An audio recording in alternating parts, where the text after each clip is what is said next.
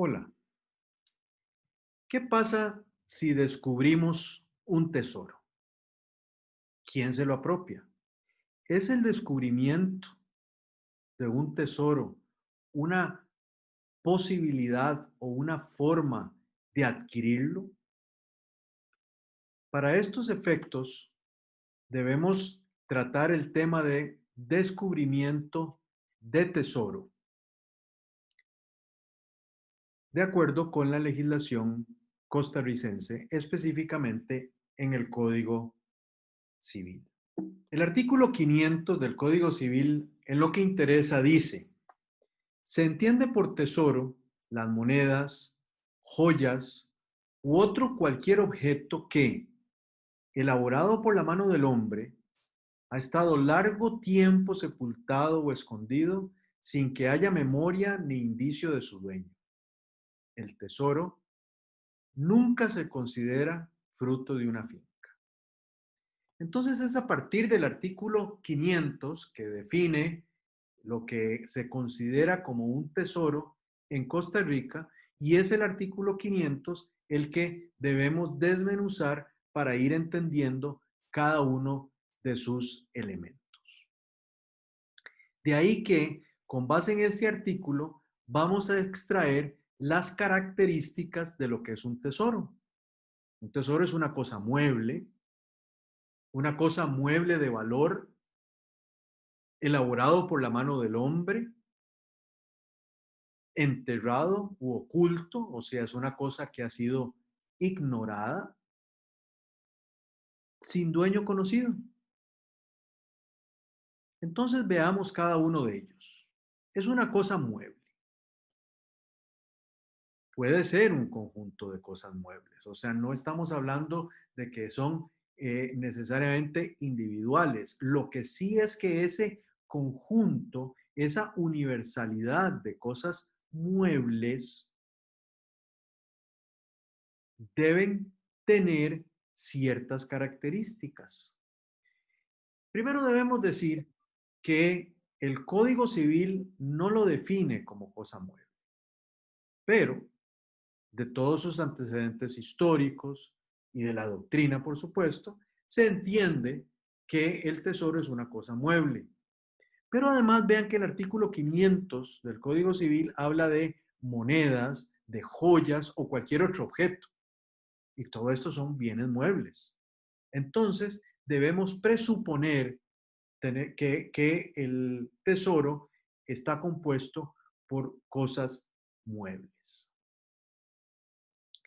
Luego, todo lo que está adherido a la tierra o unido a los edificios y construcciones de una manera fija y permanente no son considerados tesoros, aun cuando estas cosas en sí mismas tengan una calidad de mueble. O sea, por ejemplo, si tuviésemos, qué sé yo, una, una lámpara de oro, pero que está pegada al edificio, evidentemente esto no se va a considerar un tesoro. Entonces, hablamos de cosas preciosas entendida como valiosa. Por tanto, podemos decir que la cosa mueble tiene que ser una cosa de valor, ¿ok? Algo que es precioso. Vean que la ley habla de monedas y joyas, y estas son cosas que se consideran valiosas. Elaborado por la mano del hombre. Con esta frase, lo que se trata de excluir del tesoro son todas aquellas materias o aquellos depósitos naturales que llamamos minas, lo que se regula por el Código de Minería. Esto quiere decir entonces que si en un terreno encontramos un yacimiento de oro, por ejemplo, no lo vamos a considerar un tesoro y se rige más bien desde la perspectiva de la minería. Enterrado u oculto, o sea, que ha estado ignorado. La ley nos habla de sepultado, de escondido, de tal manera que podemos entender si está escondido, está sepultado, pues que está oculto, que está ignorado. Y vamos a excluir entonces algo que aun cuando esté escondido, sea conocido o pueda ser conocido. En otras palabras, en más de una ocasión hay cajas de seguridad, por ejemplo, que están escondidas dentro de una casa y es conocido, y eso es conocido por su dueño y por algunos familiares, etcétera, y entonces, por tanto, no podrá ser un tesoro. El tesoro puede encontrarse en el suelo, que es lo que es más usual, en el suelo, pero también es factible que esté en una pared de un edificio e incluso hasta puede estar escondido en un bien mueble. Entonces, no tiene que estar escondido en un bien raíz para que sea considerado un tesoro. O sea, no tiene que estar enterrado en la tierra, sino que debe estar oculto. Por supuesto que puede estar enterrado, pero tiene que estar oculto. Eso es lo que es importante. Sin dueño conocido. O sea, que la propiedad no pueda averiguarse. Porque si la propiedad se puede averiguar, entonces estamos hablando de cosas perdidas y tiene un tratamiento especial. El artículo 500 dice, ni indicio de su dueño. Entonces, cuando se encuentra el bien, se desconoce si tiene o no propietario. Y bueno, casi que todas las cosas han tenido propietario en algún momento, pero se desconoce quién pueda ser ese propietario y además, ojo importante, razonablemente no puede llegarse a establecer quién lo sea. Porque si razonablemente puede llegarse a establecer quién es el propietario, debemos tratarlo como cosas perdidas. Ahora bien, si alguien encuentra algo así, pero otra persona llega a probar que el objeto descubierto le pertenece, entonces esta persona tiene que tratarlo como una reivindicación de cosa mueble, sin que importe cuánto es la antigüedad de ese bien. De manera tal que tiene que cumplirse con lo establecido en los preceptos de la acción reivindicatoria de bienes muebles, incluido el plazo para hacerlo. ¿Y a quién pertenece el tesoro que se descubre? El artículo 497 del Código Civil costarricense indica, el tesoro encontrado en terreno propio pertenece en su totalidad al que lo descubre, o sea, al dueño del terreno. Artículo 498 del Código Civil. El tesoro encontrado en terreno ajeno, por casualidad o con permiso del dueño del terreno, pertenece por iguales partes al descubridor y al propietario. Voy a repetir esto. Pertenece por iguales partes al descubridor y al propietario. Entonces, el beneficio este que se otorga al propietario es precisamente del propietario en su concepto de tal. Me devuelvo para repetirlo. Pertenece por iguales partes al descubridor y al propietario. Entonces, si la finca estaba dada en usufructo, si la casa estaba arrendada o cualquier otro lo posee el inmueble donde se descubre un tesoro, volvemos a aplicar esto. Pertenece por iguales partes al descubridor y al propietario. Entonces, no es que pertenece por iguales partes al descubridor y al usufructuario, o al inquilino, sino que el 50% pertenece al propietario. Usualmente, ¿quién lo descubre? Si la finca está usufructuada o está dada en arrendamiento, pues el usufructuario o el arrendatario es usualmente el descubridor. Entonces pertenece 50 y 50. Pero si la casa está dada en usufructo o la finca está arrendada y lo descubre X, El 50% pertenece a ese X que lo descubrió y el otro 50% al propietario en su concepto de tal, nunca al usufructuario o al arrendatario. Entonces, el tesoro no se considera como un accesorio o como un fruto del fondo donde se halla. No es algo que se le pegó o no es un fruto. Pero el dueño, entonces, en su calidad de tal, o sea, como propietario, de acuerdo con lo que he indicado, le va a corresponder siempre la mitad y la otra mitad a quien lo descubrió. Y siempre dentro de este tema de a quién pertenece el tesoro descubierto, debemos indicar que el artículo 499 indica que aquel tesoro que se descubre en terreno ajeno por obras practicadas sin consentimiento del dueño, pertenece íntegramente a este. O sea, que si alguien se mete en una finca y explora y encuentra un tesoro, pero no tenía permiso de su dueño y lo descubre, ese tesoro pertenece íntegramente al dueño del terreno y no al descubridor, no en el 50% que indicábamos antes.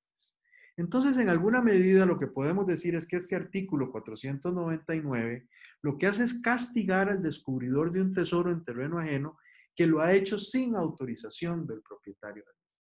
O sea, que podríamos decir que es un abuso es un abuso por parte del descubridor al haber ido a investigar, a buscar en un terreno ajeno y por tanto el castigo es precisamente por ese abuso que se ha cometido. Entonces, cuando hablamos de un hallazgo o tesoro, podemos estar hablando de que se dé en terreno propio o en terreno ajeno. En caso de que sea en terreno propio, recapitulando, va a pertenecer en su totalidad al dueño. O sea, el descubridor es el dueño del terreno y al haberlo descubierto le pertenece en su totalidad. Pero cuando hablamos de en terreno ajeno, entonces va a depender. Si es por casualidad o con permiso del dueño, será por partes iguales al descubridor y al propietario. Vean que vamos a tener siempre que tener una autorización en alguna medida del dueño de que alguien estuviese en ese terreno.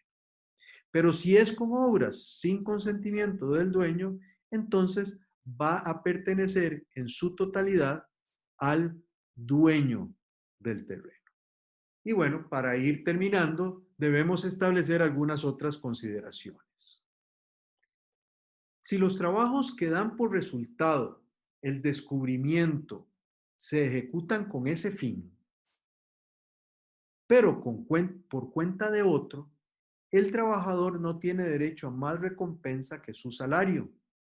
En otras palabras, hay una persona que encomienda el trabajo de exploración y que tiene sus trabajadores, etcétera, y ese es el verdadero y exclusivo descubridor. Entonces, todos aquellos que fueron, que se les está pagando para que vayan a paliar, por ejemplo, donde se supone está el tesoro, pues son simples trabajadores, no son los descubridores, aun cuando uno de ellos paliando sea el que descubre. Otro elemento que hay que considerar es que en esta forma particular de adquirir el derecho real se considera como inventor, o sea, el que halla al primero que descubre el tesoro, aunque no verifique la aprehensión. Porque lo importante ahora sí, en este caso, es el descubrimiento, en todo o en parte. O sea, si yo particularmente me pongo de acuerdo con un propietario y yo empiezo a explorar y estoy paliando y en esa paliadera toco algo duro y empiezo a escarbar un poquitico más y me encuentro una tapa de un tesoro, pues ya en ese momento me puedo considerar como inventor, como descubridor, aunque no se haya terminado de sacar ese tesoro. Y si hay varios individuos trabajando en común en la búsqueda de un tesoro, el que descubre el tesoro a este le pertenece. Pero ojo, que si se debe a un acto colectivo, por el que se va a poner de manifiesto el objeto, o sea, varios están paliando, por ejemplo, en el mismo lugar, todos los que participaron del acto participarán por igual del beneficio que corresponde como si hubiese sido uno único. O sea, algunos, todos están paliando. Uno de ellos es el primero que toca la tapa del baúl que estaba ahí enterrado, pero como todos están paliando en el mismo lugar, pues se van a considerar descubridores a todos ellos. ¿Qué pasa con los tesoros arqueológicos? Las leyes 7 del 6 de octubre de 1938 y 14 del 20 de diciembre de 1938 dejan sin efecto el capítulo del hallazgo o invención en cuanto se le oponga a lo que establecen esas leyes. ¿Y qué es lo que tenemos que resaltar? Que si se descubren tesoros arqueológicos, no se aplica el Código Civil. Cuando lo que se descubre es un tesoro arqueológico, un entierro indígena, por ejemplo, lo que se va a aplicar es la ley especial y no el tema de hallazgo o invención que establece el Código Civil. Entonces lo pongo con ejemplo. Si se descubriese en Costa Rica un entierro indígena, no cabe, aun cuando en ese entierro indígena esté lleno de objetos de oro y que cumple con todos los requisitos, porque vean que está escondido, son bienes muebles, son bienes de valor, pero como es un descubrimiento arqueológico, entonces no se va a aplicar el Código Civil y más bien vamos a tener que aplicar la legislación especial sobre cuestiones arqueológicas. Evidentemente, hoy día descubrir tesoros es bastante difícil y muchos de ellos entrarían en unas categorías especiales con legislación especial. De cualquier manera, el descubrimiento de tesoro es una forma de hallazgo e invención. Muchas gracias.